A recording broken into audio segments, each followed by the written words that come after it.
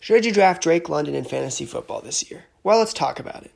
Drake London finished 2024 as the wide receiver 5 and is currently ranked as the 15th overall player and the wide receiver 9. Drake London's one of those players where he's a really good, talented wide receiver, but he's just not really in that upper echelon. He has essentially no competition on the Falcons. Darnell Mooney's around. He's, a bit of a boom bust, streaky kind of player. He's not really going to compete with London for a larger targets. Kyle Pitts is dust. I hate Kyle Pitts. Kyle Pitts is never going to actually challenge London for anything meaningful.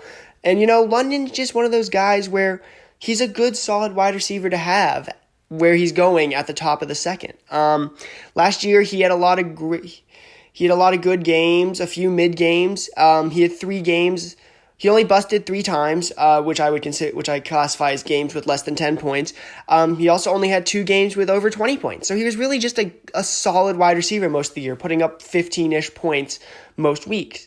And, I think that's kind of just who he is. I don't really think he's going to be challenging CeeDee Lamb or Justin Jefferson or Jamar Chase for a top wide receiver spot, but I think he's going to put up some very solid production where, if you draft Derrick Henry in the first round and then you double back with Drake London as your wide receiver 1, I think you're going to be very happy with that.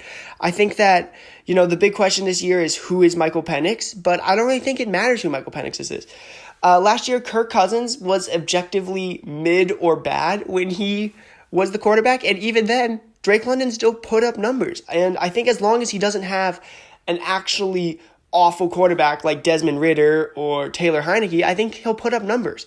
And Penix has shown that he has a bit of that gunslinger mentality in him. So I think that there's a high chance that he could, regardless of how well he actually is for the Falcons, I think Penix could do a lot for supporting Drake London as a fantasy asset.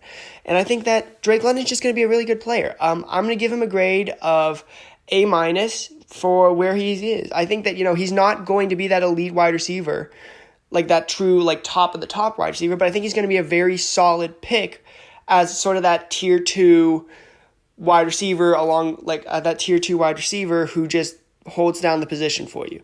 So yeah, I've got a lot of faith in him this year.